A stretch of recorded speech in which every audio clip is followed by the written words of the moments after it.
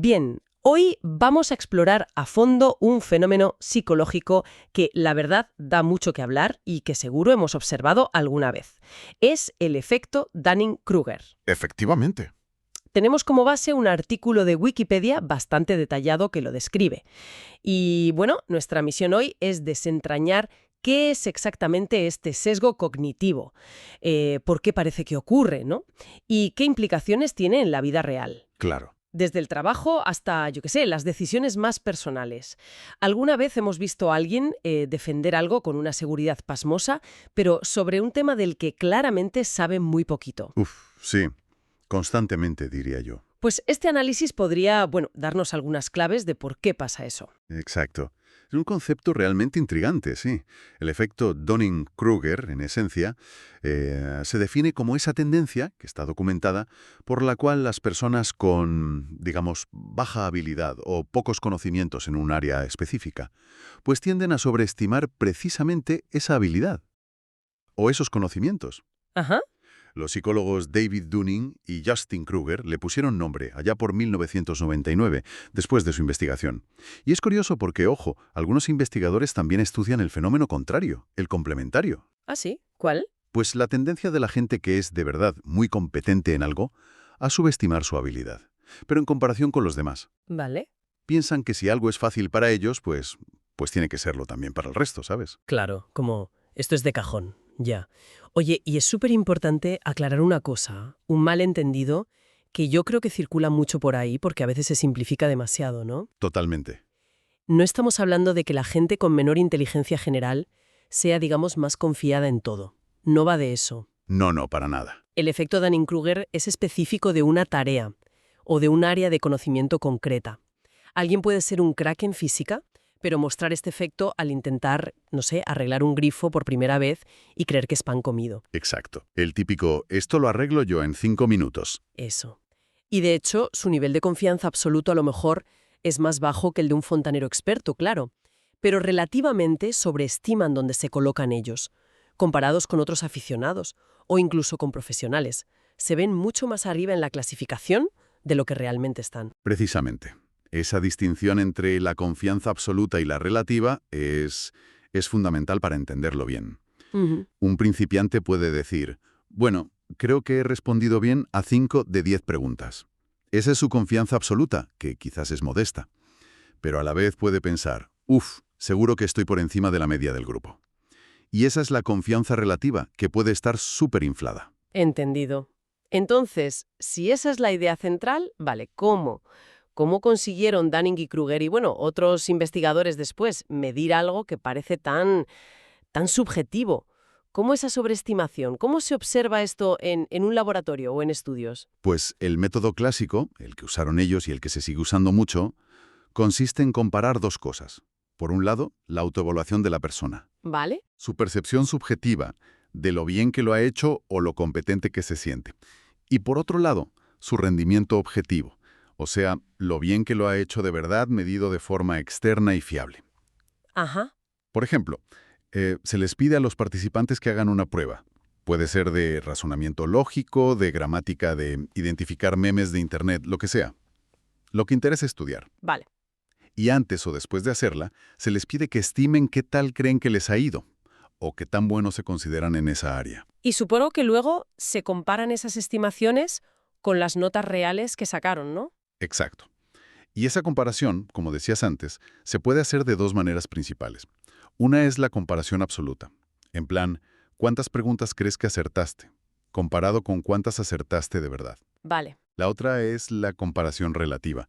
¿En qué percentil crees que estás comparado con los demás participantes de este estudio?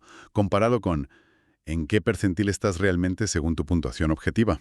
¿Y hay diferencia entre las dos? O sea, ¿la gente sobreestima igual en absoluto que en relativo? Pues aquí viene un matiz interesante que se observa a menudo. El efecto Dunning-Kruger, esa sobreestimación tan grande por parte de los menos competentes, Sí. tiende a ser más pronunciada en las comparaciones relativas. Parece que nos cuesta especialmente saber dónde estamos en el ranking social de una habilidad. O sea, compararnos con los demás. Eso es. Quizás es más fácil tener una idea, aunque sea vaga, de cuántas hemos fallado en un test, que saber si eso nos pone en el 10% peor o en el 40%. La comparación social añade como una capa de dificultad a la hora de juzgarnos. Tiene sentido, sí. ¿Y qué encontraron Dunning y Kruger específicamente en ese estudio original del 99? El que lo hizo tan famoso. Debió ser algo bastante llamativo. Lo fue, lo fue. Usaron tareas bastante diferentes, ¿eh? Razonamiento lógico, gramática inglesa y hasta la capacidad de reconocer el humor. El humor. ¿Cómo midieron eso? Pues pidieron a estudiantes que calificaran chistes y compararan sus calificaciones con las de humoristas profesionales, como criterio experto, digamos. Qué curioso. Y los resultados mostraron un patrón muy claro. Los participantes que objetivamente tuvieron el peor rendimiento, los que estaban en el cuartil inferior, o sea, el 25% peor, con una puntuación media sobre el percentil 12 más o menos, Vale, los de abajo del todo. esos, pues se autoestimaron de media como si estuvieran bastante por encima del promedio, en el percentil 62. ¡Ostras! Vaya salto. De estar casi al final de la cola a creerse en el tercio superior. O sea, Es una distorsión enorme de cómo se veían. enorme, sí. Y no era solo que no supieran que lo habían hecho mal, es que creían activamente que lo habían hecho bastante bien, sobre todo comparados con los demás. Ya. Mientras tanto, los del cuartil superior, los que de verdad lo bordaron, pues tendían a subestimar un poquito su posición relativa. Ajá. Sabían que lo habían hecho bien, pero pensaban que los demás también lo habrían encontrado relativamente fácil, como decíamos antes. Claro. ¿Y este patrón se ha quedado solo en estudiantes universitarios haciendo tests de lógica o gramática? ¿O se ha visto en otros ámbitos más, bueno, más de la vida real? ¿Qué va, qué va? Esa es una de las razones por las que el concepto ha tenido tanto eco. Se ha replicado y estudiado en una variedad enorme de dominios. ¿Ah, sí? ¿Cómo cuáles? Pues mira, hablamos de habilidades financieras, conocimientos de política, competencias médicas. Imagina un médico residente sobreestimando su capacidad para hacer un procedimiento. Uf, Peligroso. ya. Habilidades de conducción. Casi todo el mundo se cree mejor conductor que la media, ¿verdad? Jaja, sí, eso es un clásico. Pues eso. Incluso en aviación, memoria espacial, rendimiento en exámenes académicos de todo tipo, alfabetización digital. La lista es larguísima. Parece que es un patrón bastante robusto del comportamiento humano cuando hay diferencias de competencia. Aquí es donde la cosa se pone realmente interesante, en el por qué. ¿Por qué nuestro cerebro nos juega esta mala pasada? O sea, ¿por qué alguien que objetivamente tiene lagunas importantes en un tema cree que lo domina? Tiene que haber explicaciones psicológicas detrás. Sí, y este es un terreno donde, ojo, todavía hay debate académico, ¿eh? No hay una única explicación que todo el mundo acepte al 100%, pero sí hay varias propuestas importantes. La explicación original, la que propusieron Dunning y Kruger, se basa en la metacognición. Metacognición. Suena un poco técnico. ¿Qué significa exactamente? Metacognición es, bueno, dicho de forma sencilla, la habilidad de pensar sobre nuestro propio pensamiento. Ah, vale. Es la conciencia y la comprensión de nuestros propios procesos mentales. En este contexto, se refiere a la capacidad de evaluar con precisión nuestro propio nivel de conocimiento o habilidad en algo. Es saber lo que sabes y, muy importante, saber lo que no sabes. Vale. ¿Y cómo se relaciona eso con el efecto Dunning-Kruger? Pues la idea de Dunning y Kruger es que la habilidad necesaria para ser bueno en una tarea es, en parte, la misma habilidad que necesitas para reconocer si alguien, tú mismo u otra persona, es bueno en esa tarea. A ver. Por ejemplo, si te falta habilidad en lógica, no solo vas a cometer errores lógicos, es que además te va a faltar la capacidad para reconocer esos errores como errores y para darte cuenta de que tu razonamiento no es tan bueno como el de otros. Ah, claro.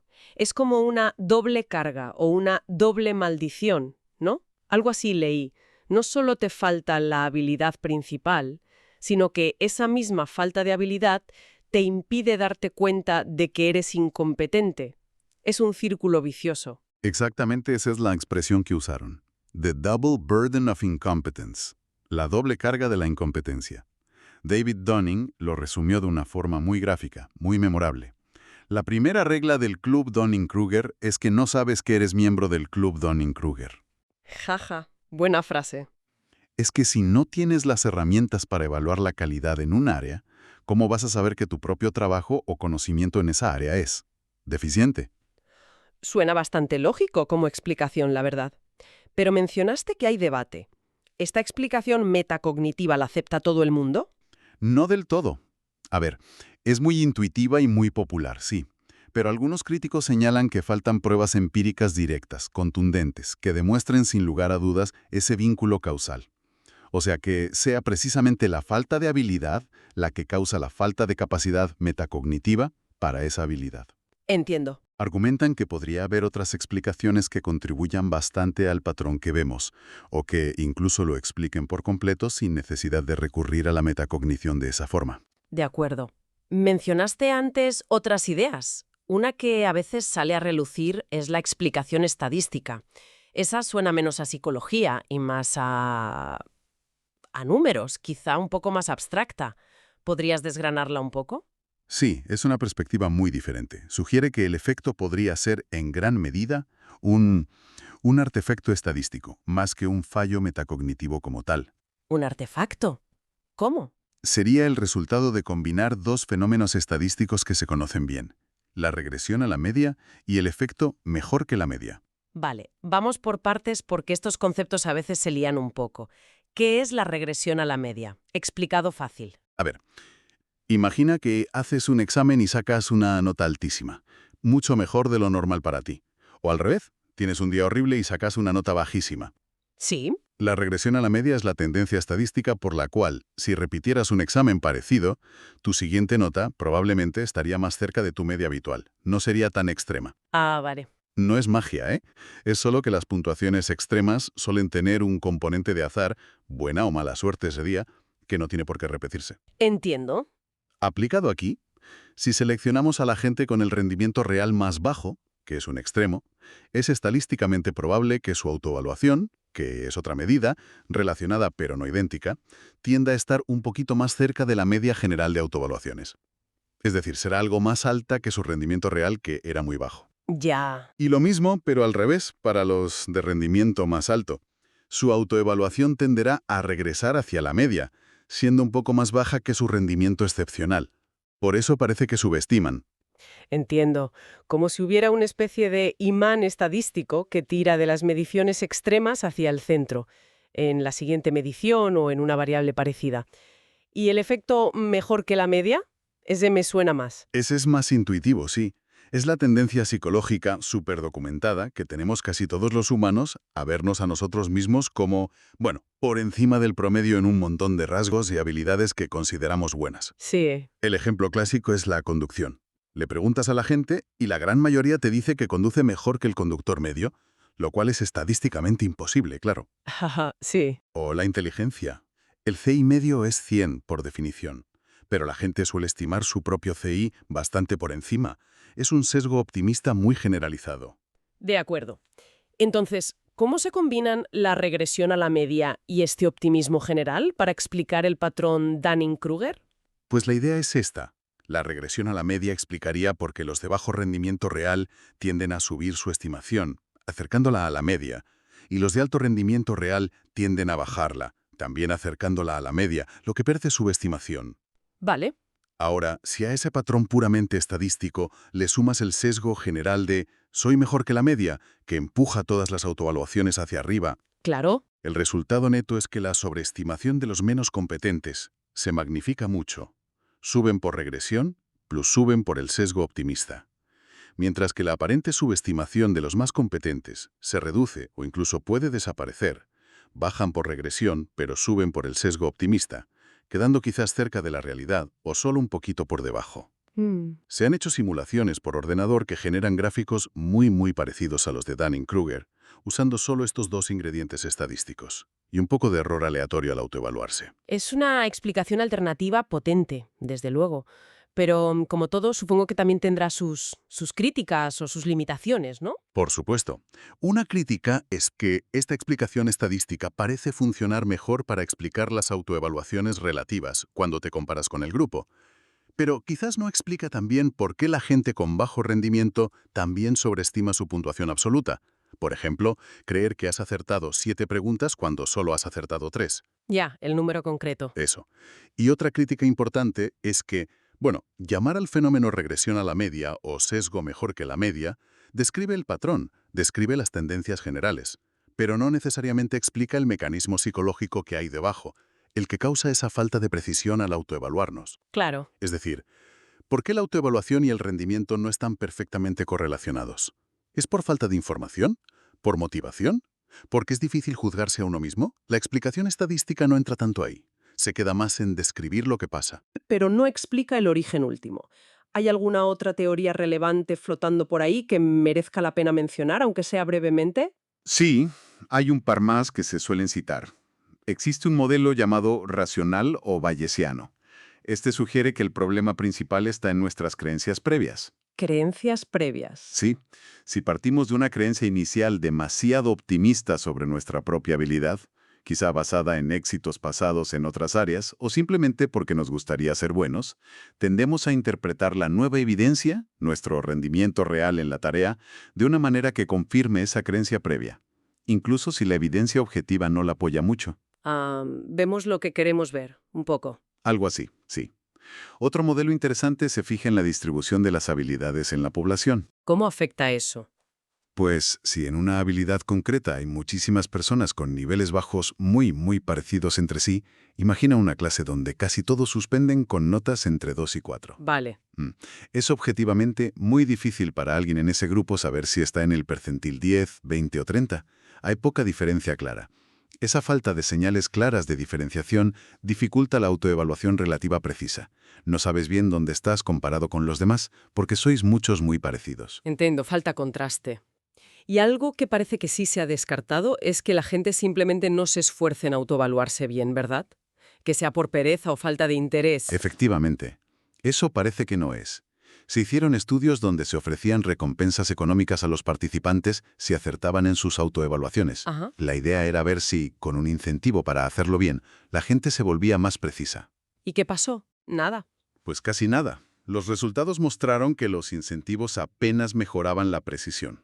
Esto sugiere que el problema no es tanto la falta de motivación para autoevaluarse correctamente, sino más bien una dificultad genuina para hacerlo, ya sea por razones metacognitivas, estadísticas, de creencias previas o lo que sea. Ya. Lo fascinante aquí es cómo probablemente todos estos factores, metacognición, estadísticas, creencias, la distribución de habilidades, podrían estar interactuando de formas complejas para producir el efecto Dunning-Kruger que observamos.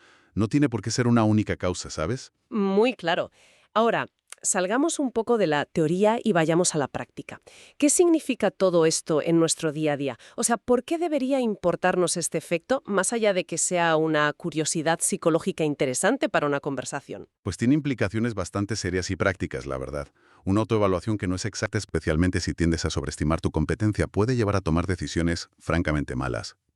Piensa en alguien eligiendo una carrera universitaria o aceptando un proyecto en el trabajo para el que no está realmente preparado, basándose solo en una confianza que no se corresponde con su habilidad real. Claro, te metes en un lío. Exacto. El resultado puede ser el fracaso, la frustración, la pérdida de tiempo, de recursos. O incluso situaciones de riesgo, como mencionabas antes con los pilotos o los conductores. Exactamente. El artículo de Wikipedia menciona ejemplos como pilotos que sobreestiman cuánto conocen un nuevo modelo de avión, o que intentan maniobras complejas que están por encima de su nivel de entrenamiento real. Las consecuencias pueden ser trágicas. Uf. O piensa en medicina. Un profesional de la salud demasiado confiado en su diagnóstico, a pesar de tener poca información, podría retrasar el buscar segundas opiniones o hacer más pruebas. O en finanzas, como insinuabas antes. Alguien que cree que entiende la bolsa después de leer 2 artículos podría hacer inversiones súper arriesgadas sin ser consciente del peligro real. Y más allá de las grandes decisiones, supongo que también afecta a nuestra capacidad de aprender y mejorar, ¿no? En el día a día. Sin duda. Es que si no eres consciente de tus propias deficiencias, ¿qué te va a motivar a buscar formación, a pedir ayuda, a practicar más o a escuchar el feedback constructivo de otros? Nada, claro, si crees que ya sabes. Exacto. Es difícil corregir un problema si ni siquiera sabes que existe. El efecto Dunning-Kruger puede actuar como un freno importante para el desarrollo personal y profesional. Te quedas estancado porque crees que ya has llegado, cuando en realidad te queda muchísimo camino por recorrer. Esto también me hace pensar en cómo recibimos las críticas o el feedback. Si alguien está bajo este efecto, probablemente sea más propenso a descartar las críticas negativas, ¿no? Pensará, este no tiene ni idea, yo sé lo que hago. Es una consecuencia muy probable. La retroalimentación que contradice esa autoimagen inflada, pues puede ser ignorada, racionalizada en planes que no me entienden o tienen envidia, o directamente rechazada. Ya. Y esto dificulta enormemente que otros puedan ayudar a esa persona a mejorar. Si conectamos esto con el panorama general, como decíamos, este efecto pone seriamente en cuestión la fiabilidad de las autoevaluaciones como método para medir competencias. Y se usan muchísimo. Muchísimo. En educación, en empresas para las evaluaciones de desempeño, en orientación vocacional. Los estudios sugieren que deberíamos ser muy cautelosos al interpretar lo que la gente dice sobre sus propias habilidades, especialmente cuando se trata de personas en los niveles iniciales de aprendizaje. Visto así, el panorama parece bastante negativo, la verdad. ¿Hay alguna lectura un poco más positiva? ¿Puede tener algún lado bueno inesperado este exceso de confianza del incompetente? Es una pregunta interesante, sí. Y la respuesta probablemente sea: depende del contexto. Algunos investigadores, incluido el propio Dunning, señalan que un cierto grado de optimismo, incluso si rozará sobre confianza, puede tener sus beneficios. ¿Ah, sí? A veces, esa ignorancia feliz, por así decirlo, puede impulsarnos a intentar cosas nuevas que de otro modo nos darían demasiado miedo. Puede aumentar la motivación inicial para empezar un proyecto. Dunning sugiere una distinción útil entre la fase de planificación y la fase de ejecución. ¿Cómo sería eso? A ver. La sobreconfianza puede ser muy perjudicial en la planificación. Si crees que sabes más de lo que sabes, es probable que ignores riesgos importantes, que no te prepares lo suficiente, que no busques el consejo que necesitas. Planificarás mal, seguramente. Vale, eso está claro. Sin embargo, una vez que estás metido en la ejecución de la tarea, esa misma confianza, aunque sea un poco infundada, podría ser útil. Podría darte más energía, más perseverancia ante las dificultades iniciales, más capacidad para inspirar a otros si trabajas en equipo. Como el ejemplo que dabas antes del general en la batalla, que igual planifica fatal, pero luego anima a las tropas. Podría ser una analogía válida, sí. Un general demasiado confiado quizás planifique la logística de forma desastrosa antes de la batalla, pero en el fragor del combate, esa misma seguridad en sí mismo, esa actitud de «podemos con todo», podría ser contagiosa y motivar a las tropas a luchar con más ganas. Ya. Así que quizás un poquito de Dunning-Kruger en el momento justo de la acción no sea del todo malo, siempre y cuando no haya llevado a una planificación nefasta antes. Es un equilibrio delicado, claro. Es curioso porque aunque Dunning y Kruger le dieron nombre y lo estudiaron sistemáticamente en el 99, esta idea de que la ignorancia a veces va de la mano de una gran seguridad no parece completamente nueva en la historia del pensamiento, ¿no? Hay precursores. Totalmente. Es una observación que resuena a lo largo de la historia, sí. El propio Charles Darwin, fíjate, en El origen del hombre, escribió algo muy parecido. Dijo algo así como: «La ignorancia engendra confianza más frecuentemente que el conocimiento». Qué bueno. Es una frase lapidaria. Lo es. Y quizá aún más famosa es la cita del filósofo y matemático Bertrand Russell. Ah, sí, esa la he oído. Decía algo como: «Uno de los dramas de nuestro tiempo es que aquellos que sienten la certeza son estúpidos y aquellos que poseen algo de imaginación y comprensión están llenos de dudas e indecisiones». Es buenísima también. Ambas reflejan esa misma intuición sobre una posible relación inversa entre la competencia real y la certeza subjetiva, al menos en los extremos. Y hasta les dieron un premio Ig Nobel por su trabajo. Eso le añade un toque de humor al asunto, ¿no? Sí, es una anécdota divertida, sí. En el año 2000, justo al año siguiente de publicarlo, Kruger y Dunning recibieron el premio Ig Nobel de Psicología. Que son como los anti-Nobel, ¿no? O algo así. Son una especie de parodia de los Nobel, sí. Se otorgan a investigaciones que primero hacen reír a la gente y luego la hacen pensar. Jaja, me encanta. En este caso, reconoció de forma un poco satírica el impacto y la resonancia popular de un estudio que, en el fondo, nos dice algo un poco incómodo sobre nosotros mismos. Bien, creo que hemos cubierto bastante terreno. Para recapitular brevemente, hemos explorado a fondo este fascinante sesgo cognitivo, el efecto Dunning-Kruger. Ujú. Hemos visto que se trata de la tendencia, especialmente marcada en personas con baja competencia en un área específica, a sobreestimar groseramente su habilidad en esa área concreta. Exacto. Y también hemos mencionado el efecto complementario, cómo los muy expertos a veces subestiman su posición relativa, quizá porque les cuesta creer que lo que a ellos les resulta fácil pueda ser difícil para otros. Una especie de maldición del conocimiento, ¿no? Eso es. Y fundamental recordar que esto es específico de una tarea o dominio, no un juicio sobre la inteligencia general de nadie. Importantísimo eso, sí. Hemos desgranado cómo se mide típicamente, comparando autopercepción y rendimiento objetivo. Y hemos analizado las principales explicaciones que compiten o se complementan. La hipótesis metacognitiva de la doble carga, Sí. las explicaciones basadas en artefactos estadísticos como la regresión a la media y el sesgo optimista, la influencia de las creencias previas o incluso cómo se distribuyen las habilidades entre la gente. Y las consecuencias, claro. Y, por supuesto, hemos tocado sus importantes consecuencias prácticas, desde malas decisiones personales y profesionales hasta el freno al aprendizaje y la dificultad para aceptar feedback, matizando también con ese posible lado positivo relacionado con la motivación en la ejecución. Y después de todo este análisis, basado en la información que hemos repasado, inevitablemente surge una pregunta, ¿no? ¿Una reflexión final para quien nos escucha? Sí, yo creo que una pregunta clave que se deriva de todo esto es, bueno, si la autoevaluación precisa es tan difícil, especialmente en las áreas donde somos menos competentes, si es tan fácil caer en estas ilusiones de competencia. ¿Cómo podemos, tanto individualmente como colectivamente, cultivar una mayor conciencia de nuestras verdaderas capacidades y sobre todo de nuestras limitaciones? Buena pregunta. ¿Qué estrategias podemos usar para calibrarnos mejor a nosotros mismos en los distintos aspectos de nuestra vida y nuestro trabajo, sabiendo que nuestro propio juicio puede ser el menos fiable, precisamente cuando más lo necesitaríamos? No es una pregunta con respuesta simple, desde luego. Sin duda, una reflexión potente y muy necesaria para seguir explorando. Con esto concluimos nuestra exploración de hoy sobre el efecto Dunning-Kruger.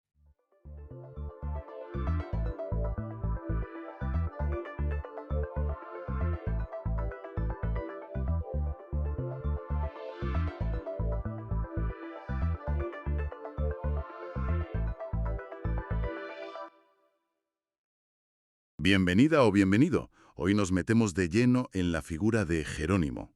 Un nombre que evoca muchísimo, ¿verdad? El oeste americano, resistencia, lucha. Vamos a usar unos extractos biográficos bastante detallados para intentar ir un poco más allá del mito. Queremos entender quién era Goya Aolé, el hombre tras el nombre de Jerónimo. Porque, ojo, no era un jefe hereditario. Era un líder militar, también espiritual, y su vida, bueno, marcada por la tragedia y la guerra constante. Exacto. La idea es explorar un poco todo el contexto, ¿no? Las guerras apaches, qué le movía a hacer lo que hacía, desde las incursiones hasta esas fugas tan famosas de las reservas, y cómo terminó sus días, que es una historia curiosa. Prisionero de guerra, sí, pero a la vez una especie de celebridad. Tiene muchas capas, la verdad. Vale, pues venga, vamos a desgranarlo. Para empezar, situemos a Jerónimo. ¿Dónde y cuándo nace? Goyaole, has dicho. Sí, Goyale, que parece ser que significa es que bosteza. Nació sobre 1829, era miembro de los apaches Bedonkohe, cerca de Turkey Creek, en lo que ahora es Nuevo México, pero que en aquel entonces era territorio mexicano. Bueno, un territorio bastante disputado. Y los apaches hay que entender que no eran un bloque único. Para nada. Eran diversas bandas. Chiricahua, Mezcalero, los propios Bedonkohe, culturalmente relacionados sí, pero cada uno con lo suyo. Vivían en el suroeste, claro, y llevaban ya siglos de conflicto con los españoles y después con los mexicanos. Las incursiones, que a veces se simplifican mucho, eran parte de su economía, de su forma de vida, sobre todo cuando les empujaban hacia zonas más difíciles. Una presión que además se volvía muy violenta. He leído que ya por 1835 el gobierno de México ofrecía recompensas por cabelleras apaches. O sea que la cosa estaba... Tremenda. Sí, sí. Eso te da una idea del nivel de violencia mutua. Las incursiones apaches podían ser brutales, no hay que negarlo, pero es que las represalias mexicanas y luego las de Estados Unidos también lo eran. Se alimentaba un ciclo de venganza constante. Y en ese ambiente nace Jerónimo. Crece con las tradiciones apaches, se casa joven, ¿no? Con Alope. Eso es.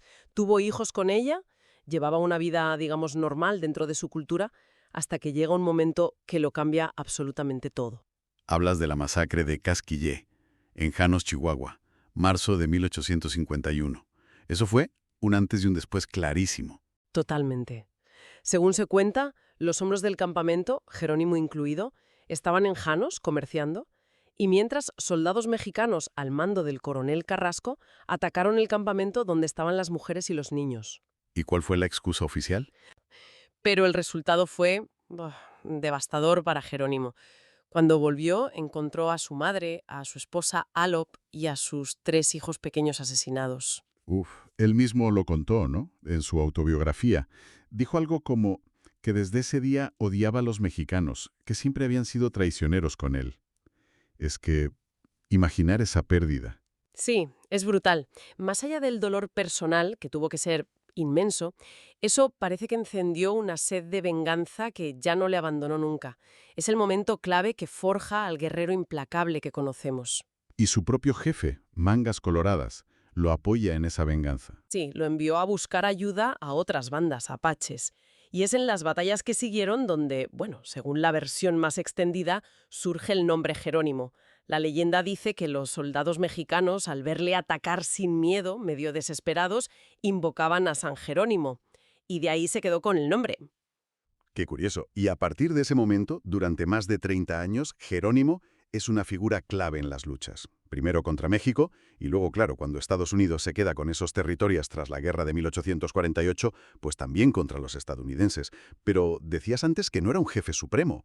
¿Cuál era su papel exactamente? Era un líder militar muy carismático, eso sin duda.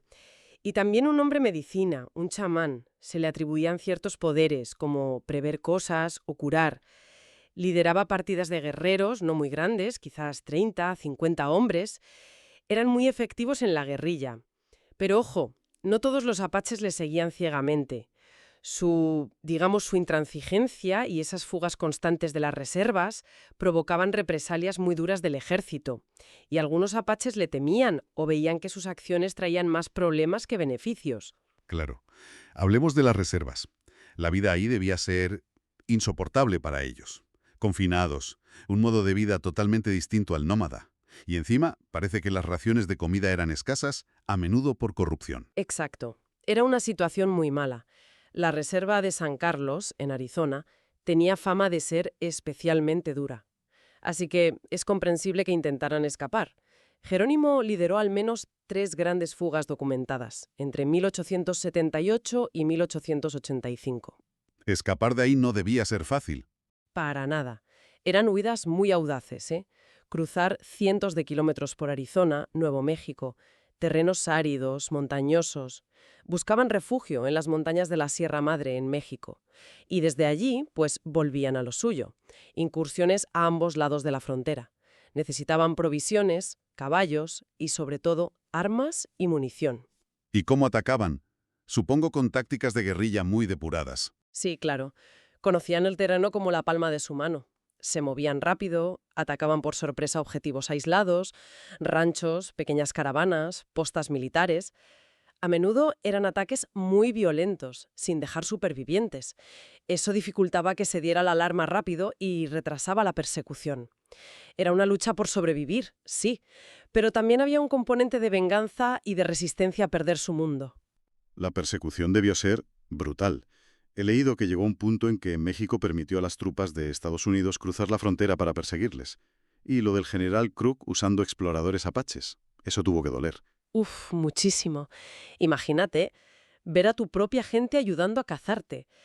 Fue una estrategia muy inteligente por parte de Crook, desde el punto de vista militar, pero devastadora moralmente para Jerónimo y los suyos. Y en 1886, después de una persecución larguísima, Crook consigue negociar una rendición.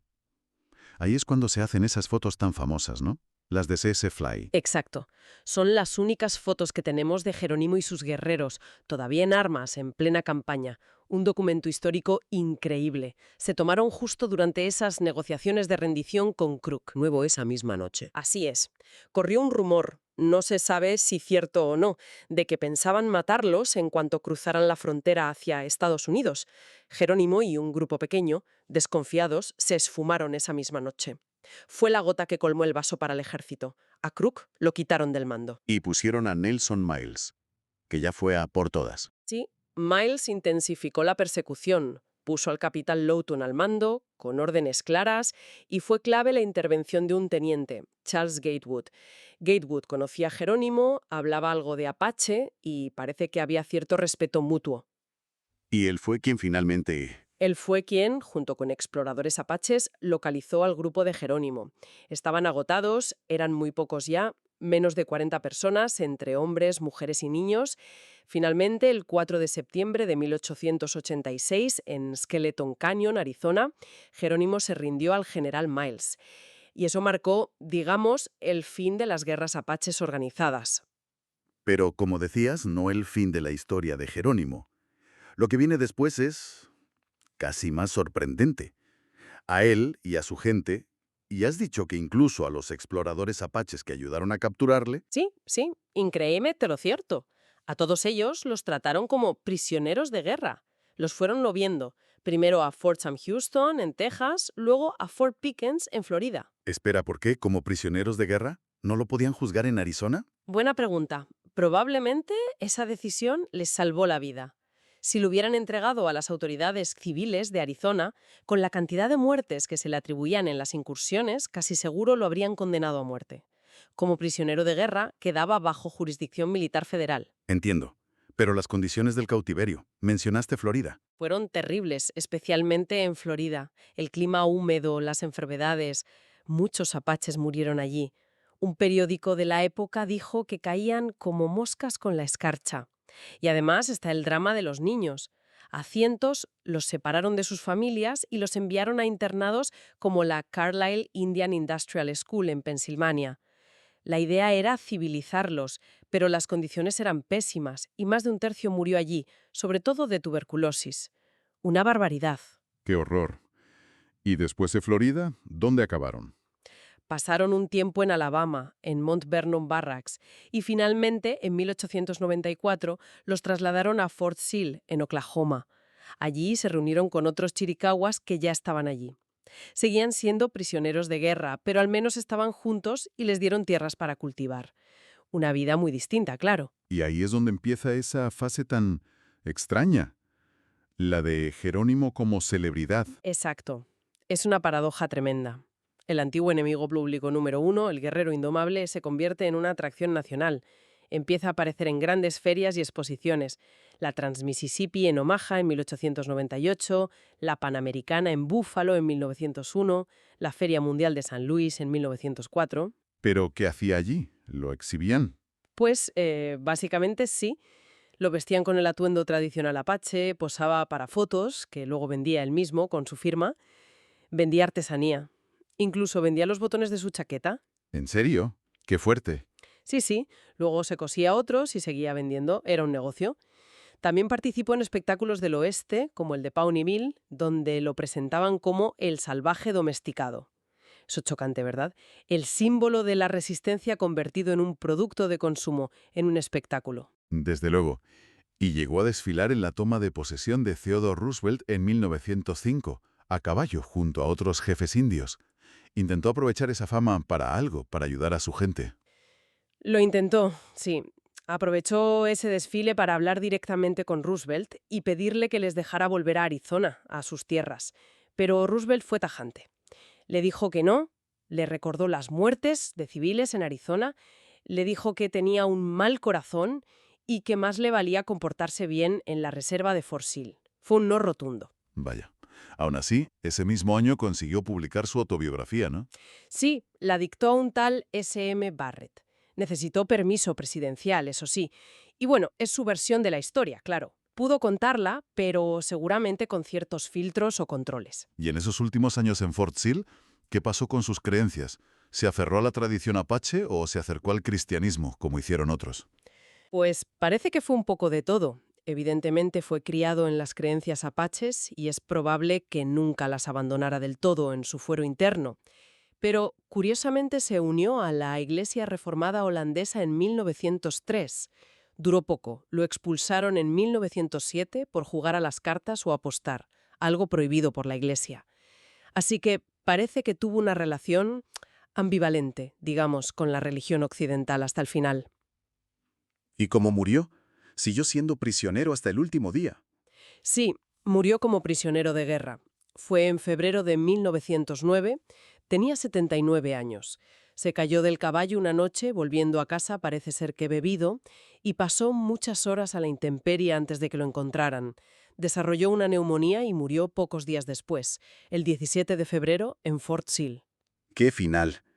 Y dicen que se arrepintió de haberse rendido. Eso cuentan, sí. Que sus últimas palabras a su sobrino fueron algo como: «Nunca debí rendirme, debí haber luchado hasta ser el último hombre vivo». Unas palabras cargadas de amargura, ¿no?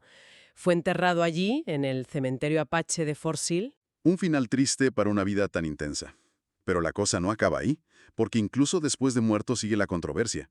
Está toda la historia del robo de su cráneo. Ah, sí, la famosa historia de Skull and Bones, la sociedad secreta de Yale. Exacto. La alegación de que miembros de la sociedad, incluyendo a Prescott Bush, el abuelo de George W. Bush, profanaron su tumba en Fort Sill durante la Primera Guerra Mundial y se llevaron el cráneo y algunos huesos. Es una historia que lleva circulando décadas. Hay cartas, testimonios, incluso fotografías que supuestamente lo prueban. Los descendientes de Jerónimo llegaron a poner una demanda en 2009 para recuperar los restos, pero fue desestimada por temas legales, de plazos. Skull and Bones siempre lo ha negado, claro. Y para complicarlo más, la tumba original fue cubierta con hormigón en los años 20, así que verificarlo es casi imposible. Sigue siendo un misterio rodeado de secretismo. Un misterio más en su leyenda. Y su nombre sigue presente de formas muy curiosas. El grito de los paracaidistas estadounidenses. Jerónimo. Sí, que parece que se inspiró en una película de 1939 sobre él. Y luego, mucho más reciente y polémico, el uso de Jerónimo como nombre en clave en la operación para matar a Osama Bin Laden en 2011. Algo que ofendió a muchas comunidades nativas americanas, lógicamente. Claro, lo vieron como equiparar a un líder indígena con un terrorista. Es increíble cómo su figura sigue resonando y generando debate. Totalmente. Y eso sin contar las conmemoraciones más oficiales, pueblos, un barco de la Marina, sellos postales, y su presencia constante en la cultura popular, sobre todo en el cine western. A veces como villano, a veces como héroe trágico, su imagen se ha usado y reinterpretado de mil maneras. Entonces, si intentamos hacer un balance, ¿qué nos queda de Jerónimo? Está claro que fue mucho más que un simple guerrero. Fue un hombre marcado a fuego por una tragedia personal, un líder en una lucha que sabía perdida de antemano contra fuerzas enormes y acabó convertido en un prisionero y, paradójicamente, en un icono cultural. Yo creo que su vida es un reflejo muy potente de la complejidad y la brutalidad de esa época, de las guerras indias. Vemos la resistencia indígena, sí, pero también la violencia por ambas partes. Vemos la dificultad de adaptarse a un mundo que se les imponía a la fuerza. Y vemos cómo la cultura dominante, al final, a menudo absorbe, simplifica y hasta mercantiliza la imagen de aquellos a los que ha conquistado. Jerónimo no fue ni un santo ni un demonio. Fue una persona real, compleja, que tomó decisiones muy duras en circunstancias extremas. Y nos deja pensando, ¿no? Más allá de la leyenda, sea la del héroe romántico o la del salvaje sanguinario, ¿cómo miramos hoy a figuras así? ¿Es posible reconocer la legitimidad de su lucha por su tierra, por su modo de vida, sin obviar la violencia que él y los suyos también ejercieron? Quizás esa tensión, esa dificultad para juzgarlo con nuestros ojos de hoy, es parte esencial de su legado. Una invitación a mirar la historia sin simplificaciones fáciles.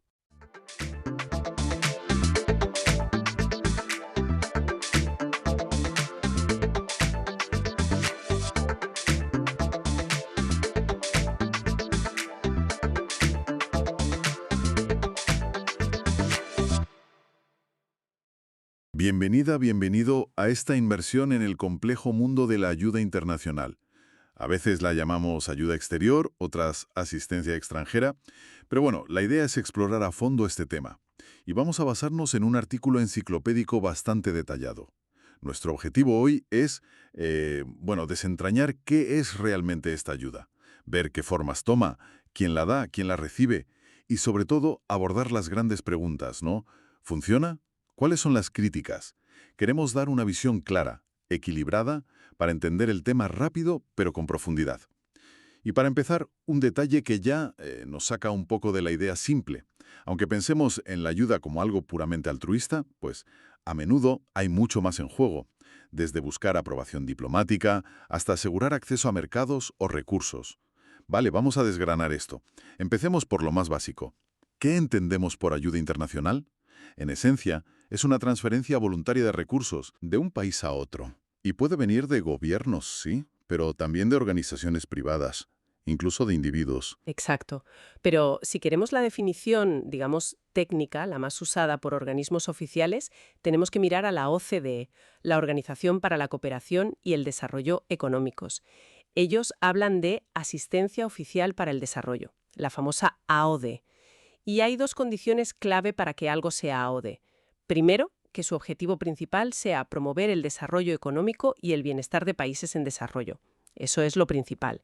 Y segundo, que sea concesional, es decir, que tenga un componente de donación de al menos el 25%. O sea que no todo el dinero que fluye entre países es ayuda oficial en ese sentido estricto. No, no todo. Una parte importante puede ser un préstamo, aunque sean, bueno, en condiciones favorables, ¿no? Justo. Y aunque hoy el debate es enorme, las teorías iniciales que justificaban la ayuda hace décadas sugerían que podía ser crucial para llenar ciertos vacíos, como la falta de ahorro interno para invertir o la escasez de divisas para importar maquinaria. Cosas necesarias para crecer. Entendido. Y volviendo a los motivos, como decíamos al principio, el altruismo es solo una cara de la moneda. Los países donantes pueden tener intereses muy diversos detrás de esa ayuda. Sí, claro. Desde mostrar apoyo político a un gobierno concreto, fortalecer aliados militares, recompensar ciertas políticas o incluso extender su influencia cultural, asegurar infraestructuras que les interesan para extraer recursos o ganar acceso comercial para sus empresas. Hay de todo. Entendido. Ahora, no toda la ayuda es igual, claro. Hay distintas formas de clasificarla. Una distinción importante parece ser la que diferencia por urgencia y propósito. Ayuda de emergencia o humanitaria, frente a ayuda al desarrollo. Correcto.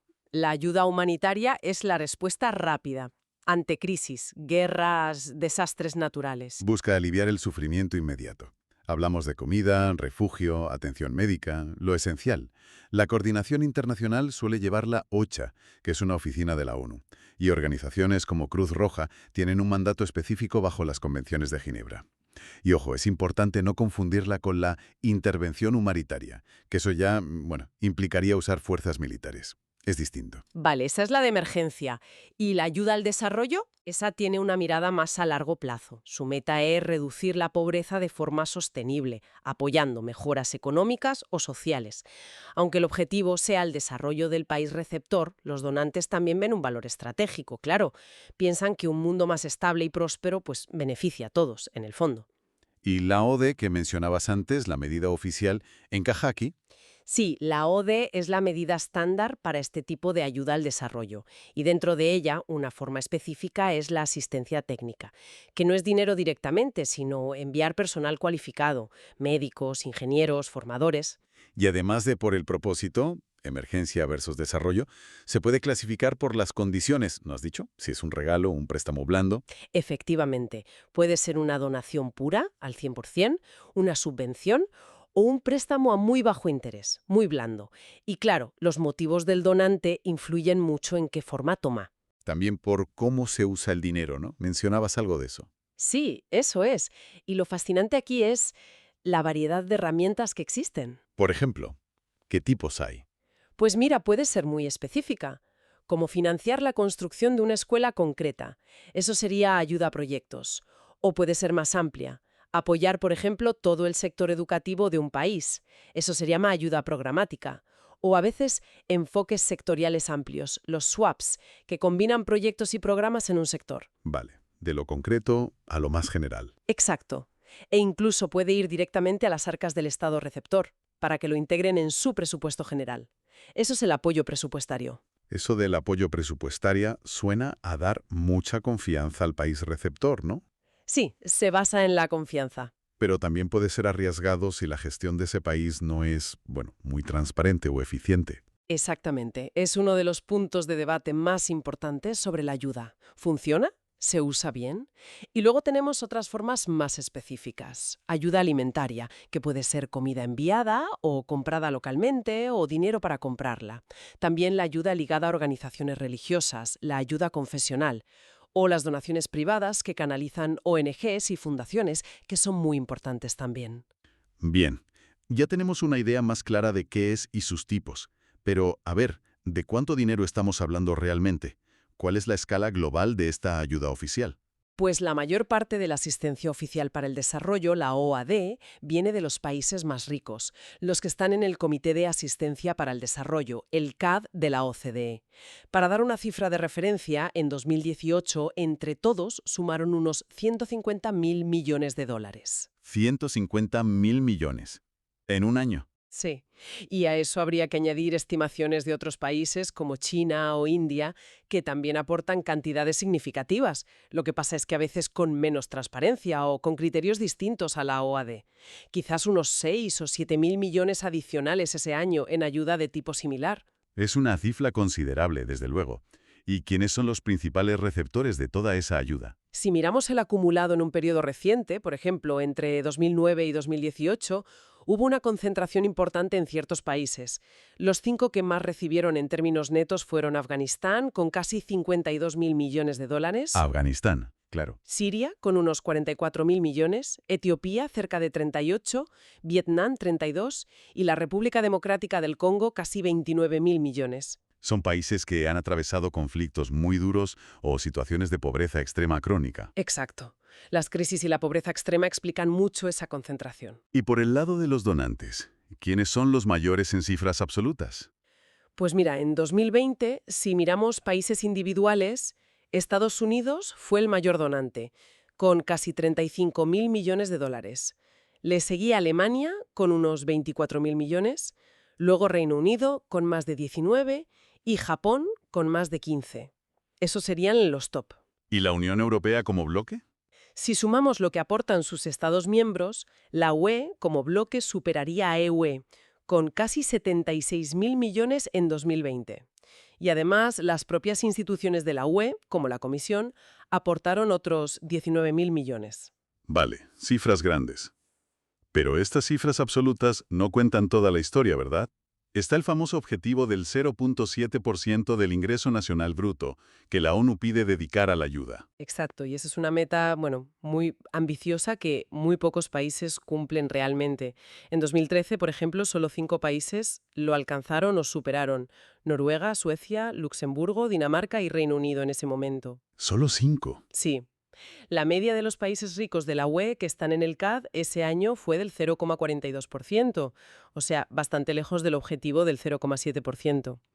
Y como dato curioso, que muestra cómo cambian las cosas, Corea del Sur. ¿Corea del Sur? Sí, que durante décadas recibió muchísima ayuda internacional después de la guerra. Pues bien, en 2009 se convirtió oficialmente en país donante del CAD y ahora aporta más de 1.000 millones de dólares anuales. Es un giro bastante notable. Sí que lo es. Un ejemplo de éxito del desarrollo, se podría decir. Y para tener claro el panorama completo, ¿qué cosas importantes quedan fuera de esta contabilidad de la OAD?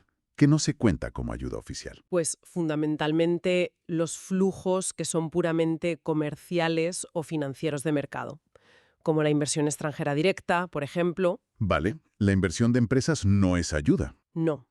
Tampoco se cuentan las remesas, el dinero que los migrantes envían a sus familias. Que, ojo, son una fuente de ingresos gigantesca para muchos países. A veces llegan a ser el doble que toda la ayuda oficial que reciben. Increíble. ¿Algo más? Y muy importante, la ayuda militar no cuenta como AOD. Estados Unidos, por ejemplo, dejó de considerarla ayuda exterior hace ya muchas décadas, en 1958. Entendido. O sea, AOD es ayuda para el desarrollo, concesional y no militar. Básicamente sí. Vale.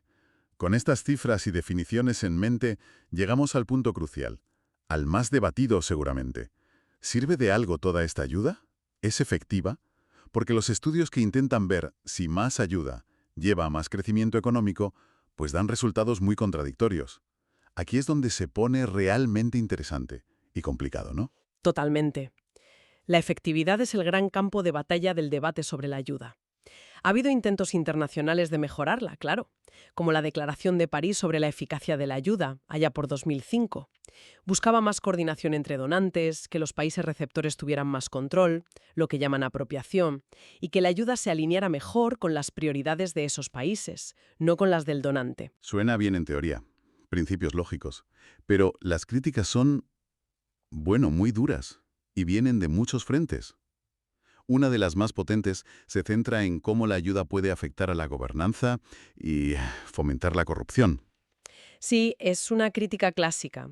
Hay argumentos sólidos que dicen que, en lugar de impulsar reformas necesarias, la ayuda puede permitir a las élites mantener sistemas clientelares, donde usan los recursos públicos, o en este caso, los que vienen de fuera, para su beneficio y el de sus redes de apoyo, lo que a veces se llama neopatrimonialismo. La idea sería que, si un gobierno recibe mucho dinero fácil de fuera, Exacto. quizás tiene menos incentivos para, digamos, rendir cuentas a sus propios ciudadanos o para fortalecer su capacidad de recaudar impuestos y gestionar bien los recursos propios. Esa es la teoría. Y hay estudios que intentan medir esto, aunque es difícil. Por ejemplo, uno sobre contratos del Banco Mundial encontró que más supervisión por parte del donante y más competencia abierta en las licitaciones, pues, reducían indicadores de posible corrupción. Otro estudio interesante comparó proyectos financiados por China y por el Banco Mundial en África. ¿Y qué encontró? Sugería que los proyectos chinos, que suelen tener menos condicionalidad, se asociaban a una mayor percepción local de corrupción, quizás por afectar negativamente las normas sociales existentes, mientras que los proyectos del Banco Mundial, con más controles, parecían impulsar la economía local sin tener ese efecto tan claro sobre la percepción de corrupción. Son estudios complejos, claro, pero más allá de la corrupción, que ya es grave, hay una crítica aún más preocupante, que la ayuda, en ciertas circunstancias, podría incluso alimentar conflictos. Esa es una de las posibles consecuencias inesperadas más serias que se han estudiado. Y da que pensar, ¿eh? Hay análisis que sugieren, por ejemplo, que parte de la ayuda militar de Estados Unidos en Colombia pudo desviarse a grupos paramilitares. Y eso, claro, aumentó la violencia. Uf. Otro estudio muy citado, de Non y Qian, encontró que incrementos en la ayuda alimentaria de EU coincidían en promedio con una intensificación de guerras civiles. La hipótesis es que los grupos rebeldes podían capturar o depredar esa ayuda, usándola para financiarse o alimentar a sus combatientes. O sea, la ayuda como un recurso más en disputa. Exacto. E incluso programas de desarrollo que parecen totalmente benignos. Por ejemplo, uno en Filipinas para construir infraestructuras y dar servicios. Pues un estudio encontró que en las zonas donde se implementó, el conflicto con grupos insurgentes aumentó. ¿Por qué? Posiblemente como una reacción estratégica de esos grupos que veían amenazado su control o apoyo local. Es duro escuchar eso. Demuestra que intervenir desde fuera, incluso con las mejores intenciones, es increíblemente complejo y puede tener efectos perversos totalmente inesperados. Sin duda. Esto resalta las consecuencias imprevistas y complejas de las que hablábamos. Y esto nos lleva a otro gran problema que se debate mucho: la dependencia. La dependencia de la ayuda. ¿Qué significa exactamente ese concepto? Es la situación en la que un país o un gobierno llega a depender tanto de la financiación y a veces de la experiencia técnica que viene de fuera, que no puede mantener funciones básicas del Estado por sí mismo si esa ayuda desaparece. La economista zambiana Dambisa Moyo, en su libro Dead Aid, que fue muy polémico, Sí, lo recuerdo, generó mucho debate. pues lo argumenta de forma muy directa. Dice que la ayuda masiva, sobre todo en África, lejos de sacar a los países de la pobreza, ha creado dependencia, ha fomentado la corrupción y ha obstaculizado el desarrollo genuino a largo plazo. Ella proponía alternativas, ¿no? Como que los países buscaran financiación en los mercados de capitales internacionales. Sí, su tesis es buscar otras vías, romper con ese modelo de ayuda tradicional. Y menciona también algo llamado enfermedad holandesa, en relación con la ayuda. ¿Qué es eso exactamente? La enfermedad holandesa es un fenómeno económico. Ocurre cuando entra mucho dinero del exterior de golpe en un país. Originalmente se describió por el gas natural en Holanda, pero puede pasar con recursos naturales o con ayuda masiva. ¿Y qué provoca? Esa entrada masiva de divisas puede fortalecer tanto la moneda local que los productos de otros sectores del país, como la industria o la agricultura que no reciben ayuda directa, se vuelven demasiado caros para exportar. Y eso puede perjudicar la diversificación económica. Además, si hablamos de ayuda alimentaria barata o gratuita, puede hundir a los agricultores locales que no pueden competir. O sea que la propia ayuda podría, paradójicamente, dificultar que un país desarrolle sus propios sectores productivos. Es una crítica fuerte. Y sobre la eficacia general, decíamos que los estudios a nivel macro son contradictorios, pero hay algo más consistente a nivel micro, a nivel de proyectos. Bueno, un hallazgo que parece bastante recurrente en análisis más locales es que la ayuda a proyectos, la que financia cosas concretas, tiende a concentrarse en zonas que ya son relativamente más ricas o mejor conectadas dentro de los países pobres. No siempre llega o no prioritariamente a las poblaciones más necesitadas o más remotas. Hay un cierto sesgo geográfico. Entiendo. Pero frente a todas estas críticas tan duras, corrupción, conflicto, dependencia, ineficacia, tiene que haber argumentos a favor, ¿no? No todo puede ser negativo. Claro, claro, hay contrapuntos importantes y defensores de la ayuda. El filósofo Peter Singer, por ejemplo, argumenta que aunque sea imperfecta, la ayuda sí ha contribuido al crecimiento en los países más pobres. Él estima que quizá ha añadido alrededor de 1 punto porcentual al crecimiento anual de los 1.000 millones de abajo, la población más pobre del mundo, y eso marca la diferencia entre estancamiento y declive. Un punto porcentual puede ser significativo a largo plazo, sí. Y Singer también señala progresos globales reales en las últimas décadas, reducción de la pobreza extrema, de la mortalidad materna e infantil. Aunque no se cumplan todas las metas del milenio, ha habido avances donde la ayuda ha jugado un papel. Otro economista muy conocido, Jeffrey Sachs, que ha trabajado mucho en esto, insiste en que a menudo se subestima el papel de la geografía. ¿La geografía? Sí, problemas básicos como la salud precaria, malaria, por ejemplo, una agricultura de muy baja productividad por el clima o los suelos, altos costes de transporte por falta de infraestructuras. Sachs dice que a veces las instituciones internacionales se centran demasiado en pedir reformas políticas o institucionales y olvidan estas barreras geográficas fundamentales, que la ayuda sí podría ayudar a superar con inversiones específicas. Entiendo, es un debate muy vivo, con argumentos de peso en ambos lados. Pero hay otra línea crítica que me parece interesante mencionar. La que dice que la ayuda puede distorsionar los incentivos de forma parecida a como lo hace la maldición de los recursos naturales. Sí, economistas como William Easterly, otro crítico conocido, argumentan eso, que depender de la ayuda puede reducir la presión interna para hacer reformas fiscales o económicas difíciles pero necesarias, puede afectar al tipo de cambio real, perjudicando las exportaciones no tradicionales, dificultando la industrialización. Efectos similares a depender solo del petróleo, por ejemplo. Y aquí entra también la crítica a la incoherencia de los propios países donantes, ¿no? Exacto, es un punto clave. ¿De qué sirve dar ayuda con una mano si con la otra aplicas políticas que perjudican mucho más? ¿A qué tipo de políticas te refieres? Pues el ejemplo clásico son los enormes subsidios agrícolas en Europa o Estados Unidos. Hunden los precios mundiales de muchos productos y arruinan a los agricultores de países pobres que podrían exportar. Se ha estimado que esos subsidios cuestan a los países en desarrollo miles de millones de exportaciones perdidas cada año, mucho más de lo que reciben en ayuda agrícola. Es una contradicción flagrante. Sí. O piensan las políticas migratorias que atraen activamente a médicos, a enfermeras, ingenieros, formados con mucho esfuerzo en países pobres, mientras la ayuda internacional financia programas para formar a más personal allí. Es la fuga de cerebros. Hay quien habla incluso de ayuda inversa. Jason Hickel es uno de ellos. Sugiere que si sumamos todo, fuga de capitales, servicio de la deuda, beneficios de multinacionales, el impacto de políticas comerciales injustas, el flujo neto de recursos va de los países pobres a los ricos, no al revés. Eso le da la vuelta completamente a la narrativa habitual de la ayuda. Es muy fuerte. Y claro, no podemos olvidar las agendas ocultas o los sesgos políticos que mencionamos al principio, que la ayuda no siempre es altruista. Desde luego, rara vez lo es de forma pura. Históricamente ha sido una herramienta geopolítica fundamental. El Plan Marshall tras la Segunda Guerra Mundial es el gran ejemplo. Sí, lo mencionaste. Ayudó a reconstruir Europa, pero también... Pero también a consolidar el bloque occidental frente al comunismo era un objetivo político clarísimo. Y hoy en día pues sigue usándose para apoyar a gobiernos aliados, para influir en votaciones en Naciones Unidas. Hay estudios que muestran cómo la ayuda de Japón, Francia o EU se ha dirigido históricamente según afinidades políticas o lazos coloniales. Incluso en procesos electorales. Se ha sugerido.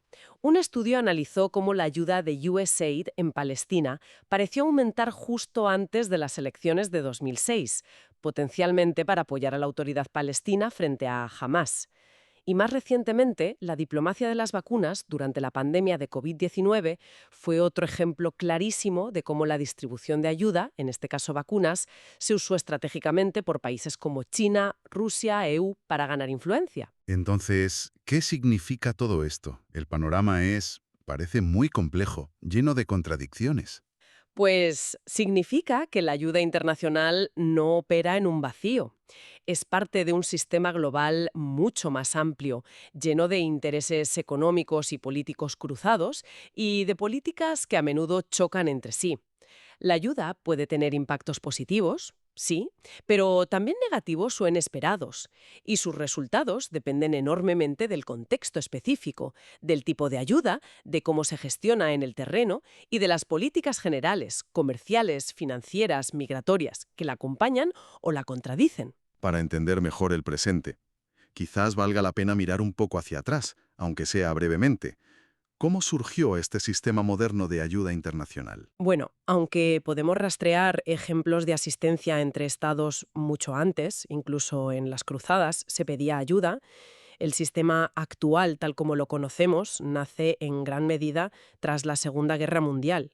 El Plan Marshall, esa iniciativa masiva de Estados Unidos para reconstruir Europa Occidental, es considerado por muchos el punto de partida. Y un caso de éxito, aunque con objetivos políticos claros, como decíamos, frenar el avance del comunismo. Algunos lo llaman el programa de ajuste estructural más exitoso de la historia. Interesante perspectiva. Y además de los donantes tradicionales de Occidente, Estados Unidos, Europa, Japón, han surgido otros actores importantes, ¿no? A veces se habla de nuevos donantes. Sí, aunque, bueno, nuevos es relativo. Ya en los años 70, con la subida de los precios del petróleo, países árabes del Golfo, como Kuwait, Arabia Saudí, Emiratos Árabes Unidos, se convirtieron en donantes muy importantes. Ah, claro, no son tan nuevos entonces. No, llevan décadas siéndolo. Lo que pasa es que su enfoque a menudo difiere del de los donantes occidentales del CAD. Su ayuda suele estar menos documentada públicamente, a veces viene directamente de fondos de las familias reales, no tanto de presupuestos estatales aprobados. Históricamente ha tenido menos condiciones políticas explícitas, invocando el principio de no injerencia en asuntos internos, y se concentra mucho geográficamente, en otros países árabes y en África. Pero también usan la ayuda como herramienta política, aunque sea de forma distinta. Claramente. Un ejemplo muy evidente fue después de la invasión iraquí de Kuwait en 1990. La ayuda kuwaití y saudí se redirigió masivamente para premiar a los países que apoyaron la coalición liderada por Estados Unidos para liberar Kuwait y para castigar a los que apoyaron a Irak o se mantuvieron neutrales. Fue un uso político muy claro. Y más recientemente, algunos de estos países, como Emiratos Árabes Unidos, han empezado a reportar más sus flujos a organismos internacionales como la OCDE o el FMI. Y eso ha permitido ver con más claridad cómo, a veces de forma un poco opaca, la ayuda se ha usado para apoyar a grupos específicos en conflictos regionales, por ejemplo. Entendido. Bueno, queda claro entonces que la ayuda internacional es un mundo, increíblemente complejo, multifacético. No es solo dinero que va de un sitio a otro. Hay política, hay economía, hay historia, hay cuestiones éticas profundas. Hemos visto la gran variedad de formas que toma, las enormes cantidades de dinero que se mueven, los potenciales beneficios que puede tener, pero también críticas muy serias sobre si realmente funciona, sobre su efectividad y sobre sus efectos secundarios no deseados. Exacto. Y el hecho de que este debate sobre la ayuda siga tan vivo, tan polarizado a veces, después de tantas décadas, demuestra lo difícil que es abordar la desigualdad global y entender los impactos reales, a menudo contradictorios, de estas intervenciones internacionales. Por eso es vital mantener siempre una mirada crítica, preguntarnos por las motivaciones reales detrás de la ayuda, por los métodos que se usan y por la diferencia entre los resultados que se declaran y lo que realmente pasa en el terreno. La transparencia es un paso necesario, pero la gran pregunta pendiente sigue siendo la de la efectividad real y sostenible. Y para dejarnos pensando, para darle una última vuelta, si tomamos en serio argumentos como el de la ayuda inversa o el de las incoherencias de las políticas globales, ¿Cómo sería un replanteamiento fundamental? Uno que fuera más allá de la idea tradicional de ayuda, de ricos a pobres. ¿Podrían iniciativas de transparencia que ahora existen, como EIDETA o IATI, que mapean los flujos de ayuda, cambiar realmente la dinámica y asegurar que los recursos lleguen y funcionen donde más se necesita? ¿O se necesita un cambio mucho más profundo en las reglas del juego económico global? Ahí queda la reflexión abierta.